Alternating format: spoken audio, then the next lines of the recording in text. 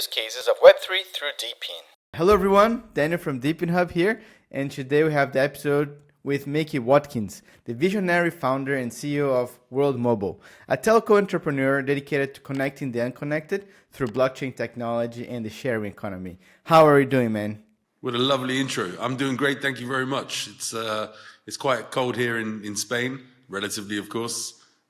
Gearing up for the Christmas period. Got the turkey ordered. Very exciting times. Amazing. Yeah, same here in Portugal. I'm like short sleeves, but it's still a bit chilly. Very sunny outside, but yeah, we don't have snow, I guess, right? Well, let's get started with this exciting podcast. Let's introduce yourself, your background, and your role at World Mobile. Sure. I'm Micky Watkins, aka Mr. Telecom. I've been in the telecommunications industry for over 25 years. My role as the CEO of World Mobile, my job is to connect everyone because half the world is unconnected and this is not acceptable. What is World Mobile? What are you guys trying to achieve with this company? World Mobile is a new economic model for connecting the half the world that is unconnected, but also for providing a better solution than legacy infrastructure and legacy business models. And can you tell a little about how it got started? I heard you guys started like in Africa. You were from South Africa or something. Give us a little bit of background on the story behind this company. Yeah, as I said, I've been in telecommunications for a long time, so it feels like World Mobile was started many years ago, decades ago. But in reality, World Mobile became official around 6 years ago. I built a privacy solution. The way that telecoms is going today, mobile network operators, ISPs, we are their product and they have our data. So I was scared of what the future would hold. And of course, AI is here now and it's very easy to sift through databases, much easier than it was many years ago. So I looked at where I could deploy infrastructure in a place where there wasn't much connectivity and start somebody on their journey with their own privacy, their own dignity, their own pride. And I looked and I saw 3.5 billion people were unconnected and I thought I'd read the number wrong. So I rang around, called a few friends from the industry and said, is this true? They said, yeah. So I called a friend of mine who I was at university with. His name is Andrew Soper, he's a co-founder, and said to him, look, I want to deploy a network, but I don't know how to power it. He said, the powering part's easy, but we're also looking for connectivity. What's the solution? So we started talking, and I said, let me send you over some guys, and let me send you over some equipment. You tell me where to be. And that's where we set up our first smart village, and that was in East Africa. It was a village of around 150 people big. Had one shop, one small bar. The houses were built on stilts, on mud. The major industry was fishing. So to 2019, we started this endeavor and we went to set up. And then this thing called COVID arose and it changed the whole world. We had to decide what to do because we couldn't go back to where we'd set up the network to go and document what had happened. And we didn't know when we would be able to travel again. So finally, 7 months later, 8 months, maybe even 9 months later, we were able to return to Tanzania. We returned and what we saw was incredible. There was no longer one shop, there was now two. There was no longer one bar, there was now another bar. There were more houses. The population had gone from 150 to close to 300 people. And all of this because the fishermen were able to take pictures of their fish and send it to the trader, which meant the trader knew that it was a worthy journey to travel there. And the fishermen therefore didn't need to smoke the fish. When you smoke the fish, you're preserving it, but what you're also doing is losing $9 out of 10. So this economic boom happened simply because of the internet, and that was at the point where I thought, okay, let's take it to the next level. Wow, that's such an interesting story, right? I love this, like the power of decentralizing some sort of infrastructure can really change how that village works, or how the entire world changes, right? Like us right now here. Talking. You're in Portugal, I'm in Spain. No one had to catch an airplane or do anything, leave their office. You know, we turned on our screens, we've got fast internet, and all of a sudden we're one. Yeah, I know exactly. If it was like 30 years ago, I probably we're gonna record like an interview with you. I need to fly to where you are. You have a little camcorder or like recorder with me, and it's been like very long process and very expensive as well, right? And yeah, I think this story that you show the village, it's super exciting, and we see things that can bring that on different DePIN projects as well, right? Like bring some sort of like small economic upside, which sometimes it can seem small, but it can really change people's lives. And I that's something that really excites me about all this project that you guys are building. I'm just here trying to like bring these ideas to the rest of the world to get people to know more about the projects. And it's really, really pretty, I think, right? Like, how can you see like you guys with like one idea can help double the size of a village, and that's just the beginning, right? Now we're close to 1 million people connected to infrastructure. So this, in this case, there was maybe 30 or 40 people from that village that were connected. And by the way, the village is still connected. And now Asia, now the United States of America, the same model. It's not often something gets exported from an emerging market, but the reality is that telecommunications is suffering. Everybody's suffering. If we're not suffering from a lousy connection or Swiss cheese holes in connectivity, we're suffering because actually we're paying for a service that the data is not ours. So World Mobile is here to change that. It's here to allow people to reclaim power over their own voice, power over their own dignity, power over their own finances, the ability to be able to earn. And it's wonderful that crypto has something that is not just meme coins and has utility, because that's the future, right? If we want this industry to go somewhere, we have to be able to help change and affect people's lives. Yeah, no, absolutely. And tell us what happened from the time that you saw this growth on this village to where you are today. Because I can imagine you guys went from like the villages in Africa, then getting to the US, and then where are you guys right now from this journey? Yeah, so as soon as I saw this village happen, I'd already thought of the sharing economy, like an Airbnb or an Uber for telecoms, and it made a lot of sense to me because strategically placing down towers, all of a sudden you could use rooftops, you could have remote owners and local owners, and you could deploy a network much faster. I'd watched Facebook, I'd watched Google, I'd watched Microsoft, I'd watched Big Wireless try to connect the unconnected, and they all failed. They failed because the mission is too big, and you can't do it alone, and you need the support of people. So the next step was, okay, we're in a village, now how do we take this to a city or a large town? So around the corner was Stone Town, Zanzibar. And we said, okay, this is a great place. It's pretty underconnected. There's opportunity. The people are very open-minded. Let's start to deploy a sharing economy. So we went from private to public to government buildings, and we spoke to them and said, look, if you host this piece of infrastructure, we're going to propagate signal down to the street. People are going to connect using our captive portal. You'll get paid, the people will be connected, and you've got this very virtuous economy happening. And it worked. We had a lot of people. I think at one point we had well over 100 members of staff in Zanzibar alone. We had trucks driving back and forth doing installations, and it was super cool. And all of a sudden it was done. And we were like, okay, what do we do now? This is meant for the world. This is not just meant for Zanzibar. So we thought long and hard, and it was a scary moment for us because we'd been holding the whole thing up, right? It was us. It was World Mobile. But in reality, we shouldn't be World Mobile. It should be the community. It should be entrepreneurs. It should be anode operators. It should be hosts. It should be scanners. It should be the whole sharing economy growing this. So we had a partner in Pakistan, Asia, and they said, we'd love to try World Mobile here. And it was a different setup. It wasn't just Wi-Fi. This time it was also fiber. So we said, okay, look, this is our guide, handed it over.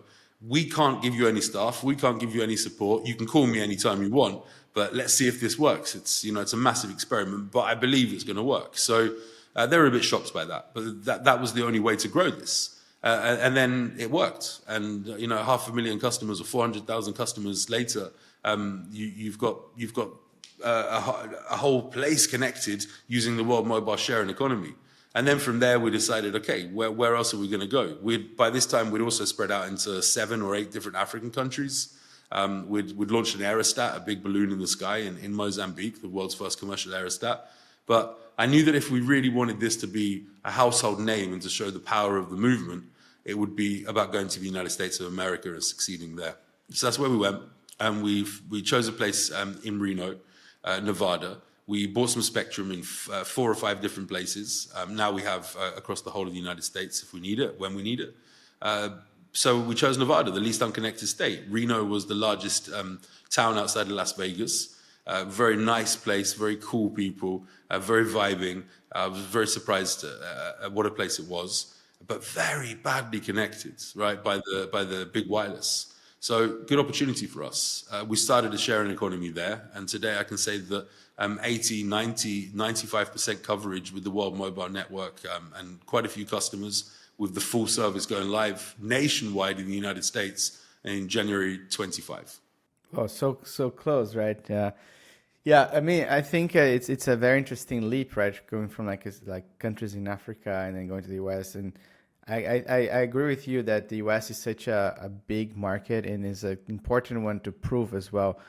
And for those who are not in the US, US, like first world, etc.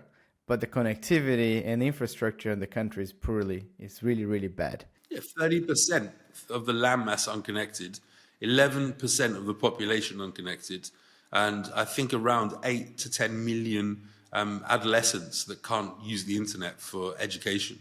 It's crazy for a country like that, but it just goes to show every country in the world, bar a few, Estonia, Sweden, some of the smaller countries, they don't suffer because of the size. But everywhere else does. In Portugal, you've got places where there's just no connectivity in the rural areas. In areas in Lisbon, you've got overcapacity where you've got a signal on your phone, but you can't connect. Here in Spain, in Barcelona, in Madrid, in the rural areas too. In fact, in my house, I do not have cell phone connectivity, which is crazy. I live in a great area. I have probably 400 houses. We're on top of a hill. But lots of people suffer. So this is a problem that is getting worse and worse, and it's a problem that nobody can solve alone. You can't hire enough trucks, you can't hire enough people to fix this problem in a quick time. Yeah, absolutely.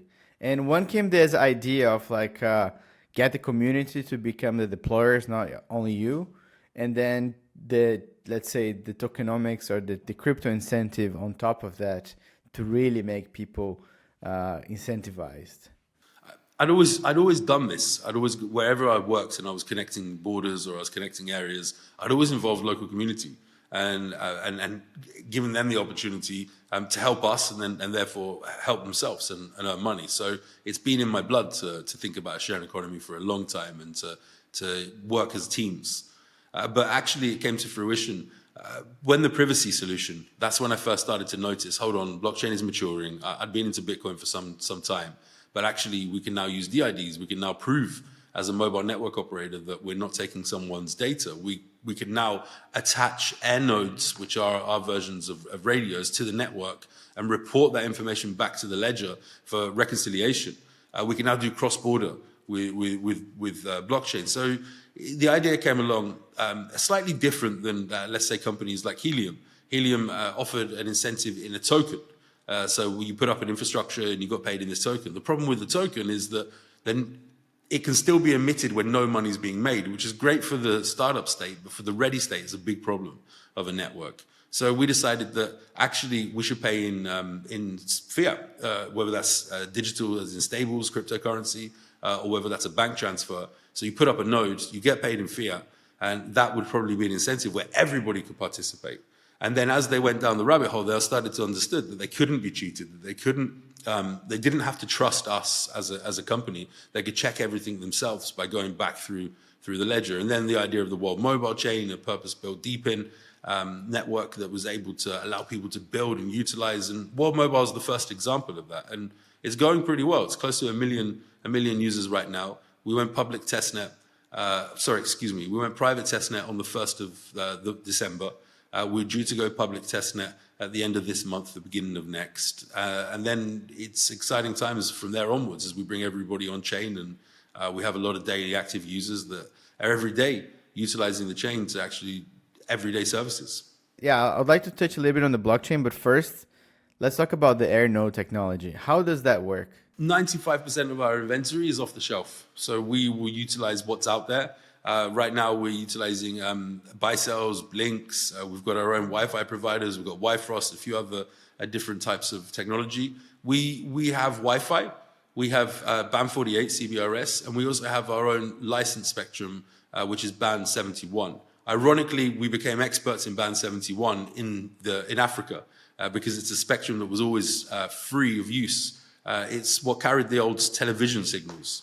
So people didn't have televisions in their houses in Africa. They jumped straight to mobile phones. So it was never in use and never contentious and never sold. So in Kenya, in Mozambique, in other places, we became experts in this particular spectrum. And then we were able to bring that to the United States of America. So it goes very far, is very wide. and is great for rural areas. And then the CBRS and the Wi-Fi is for the infill and for the capacity in local areas. But by being only working with off-the-shelf equipment, we're able to then adapt really quickly as new technology comes out and then plug that into our core. We have other radios as well for our aerostats. We're an authority when it comes to low altitude platforms, and we're able to lift up equipment essentially into the air and project a huge coverage, over 100 miles radius we've achieved so far. How do you call these balloons again? Aerostats. But most people would call them blimps. That's not the correct word. It's an aerostat because it's static. It's in the sky. It's tied by two tethers. Up one tether goes fiber optics. Up the other tether goes power. We then strip down the radios and we put the heavy stuff on the ground, lifting only the lightest stuff. We've built a custom array that is then able to plug into our core, and then it works with any mobile network operator. It's quite wonderful. Its only limitation is helium, which is very expensive and controlled at the moment. So we are looking and working with hydrogen, but of course, you remember a big balloon and hydrogen many years ago.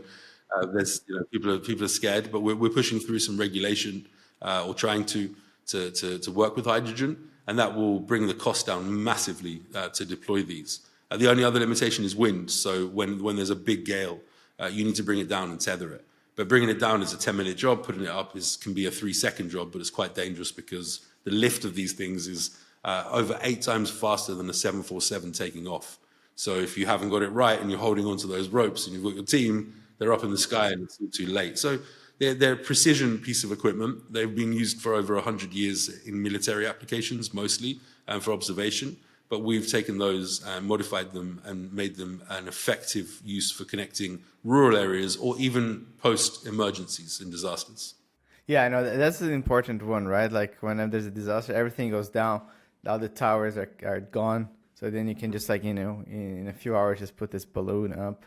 I've seen that taking pictures. I think everyone who's listening or watching this should go to World Mobile's website and check out pictures and videos of those balloons because it looks super, super cool, super impressive.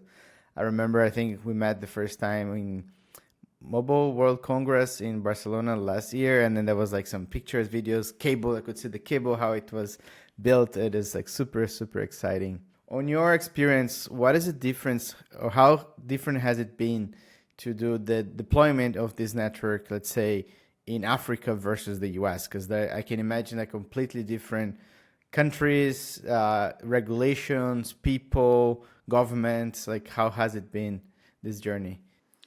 Each country is so different in the way that it handles regulations. There is a framework, and the regulators do get together and they speak. And quite often it's on the different continents, so they don't, except from Mobile World Congress Barcelona, which is the epicenter, the biggest of all of those events. The regulators are kind of in their own continent.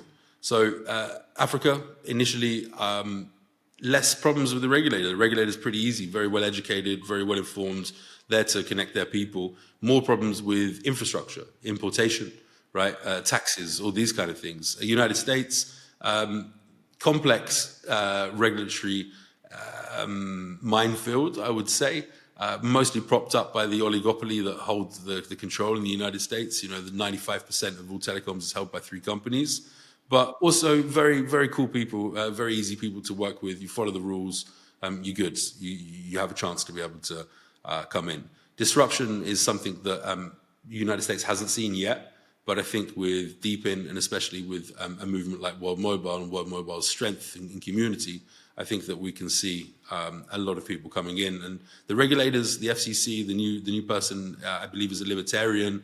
He believes everybody should have the right to connect.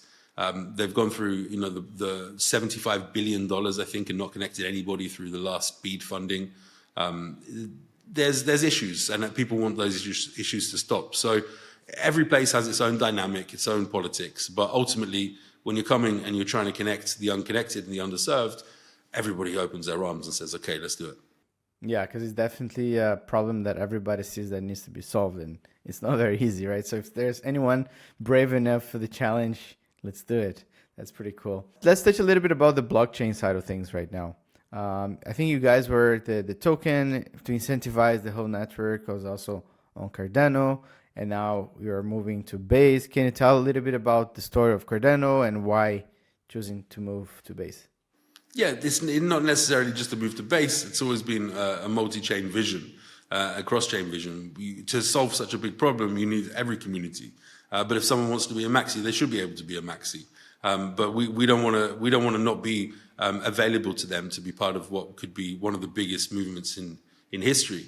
So we started off our life on Cardano. We forged a partnership with IOHK, Charles Hoskinson. Charles Hoskinson has a deep love for Africa and for changing the financial system. But you can't bank the unbanked unless you can connect the unconnected. So it was a very logical relationship. Early this year, we announced that we would be going multi-chain. We have started building our own chain, the World Mobile Chain, which is a layer 3 to base, the first layer 3 to base, using WMTX as gas. It's based on optimism with a lot of changes. That is now under audit and will be going live in January or February. We also have the Earth node network. There's 1,000 Earth nodes that decentralize the network, and they verify the data that comes in from all the different elements. If your users have many different ways to connect, they can connect via a SIM, they connect via a mobile application, they can connect via Wi-Fi, they can connect via a captive portal. All that information is then fed from those cores to the World Mobile Chain and then verified and stored by the Earth node network. But equally, every air node on the network, of which today there's tens of thousands of air nodes on the network, all of their data is then also taken to the World Mobile Chain. So when billing comes, or when somebody says, I had more people on my network than you're reporting, all of a sudden we can recall all the different elements and piece it back together and know that it hasn't been tampered with and say, oh, wow, there was a mistake made, or no, you got played, or you're playing us. It's really important to have that. If you're going to build this mechanism, this ecosystem, this beast that can disrupt and connect everybody and give everybody a chance to set up their own networks, then you need to have something that is strong and is going to last for a long time in terms of commercial value, right? So we don't want to be the ones running this in the end. We want the community to be running this, and we want our blockchain to process the billing and all those types of things. So it's very important for us to have built the World Mobile Chain, and I'm happy that the vision has come to reality. No, that's really exciting. And also, I think I haven't done much on Base in terms of development, but I think it's gaining also a lot of traction, right? There's a lot of new projects building, and it's really fast. It's cheap. And also, if you think in the United States of America, Coinbase are the real people, right? They're one of the largest institutions in the world when it comes to crypto. So being aligned in the ambition to bring mass adoption, and us being the first mobile network operator in the United States that uses blockchain at its core, it made a lot of sense for us as well on a commercial level and a strategic level. Yeah, no, absolutely. I think having Coinbase as a partner on their vision is super important. I think that's probably the right way to go for sure. One question that I have is that, let's say you have the air nodes and then you're using them around Nevada. Was it Nevada? It's like Reno. And then if you go to a different city that doesn't have any air nodes, do you have any like offload partners, and how does that work to make sure that I'm still connected while I'm not yet on a air node coverage? Sure. When you leave our network, you'll join one of our partner networks. We have several different partners, national and international, and then you'll jump onto their network. You're still utilizing our service and our security, but then you'll then reach a World Mobile node, and you'll instantly hand off to a World Mobile Air node. No, that makes sense. When are you guys coming to Portugal and Spain? Actually, funny you should say that. So we were speaking with the regulator less than 6 weeks ago about Portugal. Portugal is also very forward-thinking and one of the leading places in the world for telecommunications, and certainly engineers and innovation. So the regulator is also of the same vibe. So we're speaking. Yeah, I'm excited for that. I'm really excited to shift from Vodafone to something more exciting and something more forward-thinking. Well, I think what I can see is that you guys built a lot until now. And then 2025 is going to be a really, really exciting year for World Mobile. So I'm really cool and really excited to see what's going to happen and follow up closely with the development. But for our listeners out there, like, where is the best place for them to keep following everything that's happening? Because you guys are moving the speed of light, right? It feels that so much development, so many new updates coming. Where can people know about, participate, buy the token or buy devices, what can they do to get involved? So worldmobile.io, you can come and see everything. Our Telegram channel at World Mobile Team, I believe, don't quote me there, but is a good place to be. We have a great community. I think one of the best communities that I've ever met, and I'm very proud to be with them. And then additionally, if you want to jump into our Discord as an Air node operator or an Earth node operator, you're able to come in and ask questions there. But more than that, if you'd like to just be part of this, then join our AMAs, join our Twitter spaces, Twitter at World Mobile Team, and we'd love to have you part of this movement. Yeah, one last question that actually crossed my mind. How do you see the project evolve in the next 5 years? I've committed to connect 1 billion people in front of the United Nations and the World Bank and the International Telecommunications Union. I think that where we've gone from the beginning of the year with 30,000 customers or so to close to 1 million customers now is an indication of where we'll be. 2025 is going to be huge for World Mobile, but 2026 is going to be bigger, and 2027 is going to be even bigger. And as we get towards 2030 to connect 1 billion people, all of a sudden, it won't be me, Micky Watkins, anymore in charge of this. It will be you, the people, that are running a network, earning from a network, and actually reclaim control over the things that are a human right, but in the quest to be connected, we've given up those rights. So I think it's going to be absolutely massive. There's an exciting moment coming up in history where it's not going to be one centralized company that's controlling the communication of an area or indeed the world. That's exciting. Yeah, no, I 100% agree with you. I think we're still early, like I always say, but it's been a lot of work being done in the past. There's a lot of work to still do in the near future, but it's a very exciting future to be part of, and I'm very excited to be part of like the DePIN ecosystem, talking to you and talking to other founders as well, and seeing how the future is really exciting with the shared economy on Web3 and the power community, right? Well, I would like to really thank you for joining the podcast. I think it's been really exciting, and I hope to see you on other conferences around the world in next year, and also follow very closely with World Mobile. And is there anything else that would like to tell our listeners before we wrap up? Yeah, I'd love you to watch the Connecting the Disconnected. It was a really humbling experience. We got reached out by one of our community members, Oceanic Goon, who lived in North Carolina, and he said that he needs help, they need help. So we quickly pulled together and we decided that the best thing to do was to go to North Carolina with some air nodes, set up a network for those places that were most needed. And we documented this. And it's a very emotional documentary. You can find it on our YouTube channel. You can find it all over Twitter. But this was beautiful. And it will kind of give you the understanding of DePIN and crypto actually being effective in a way that probably most projects are not. And this is why it's very important to back this sector, to be in this sector, to get your hands dirty. Because if we really want mass adoption, then connectivity is the layer zero of it all. And we've got a chance with all these different projects, and especially World Mobile, to be a part of that. So Connecting the Disconnected on YouTube, watch that. And everything else, I wish everybody a happy festivities. I'm wishing you and looking forward to seeing you at Mobile World Congress or before.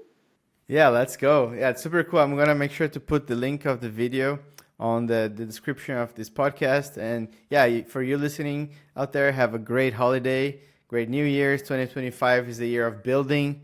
We're going to be excited. There's a lot of things happening. World Mobile is going to be kicking ass again and expanding throughout the US and the world, hopefully coming to Portugal. Make sure to join DePINHub.io, subscribe to our newsletter, and then subscribe to the podcast when anywhere you're listening to this. And yeah, let's keep on rocking, man. It was a great fun talking to you. Stay connected. Thank you very much. Cheers, everyone. Bye-bye.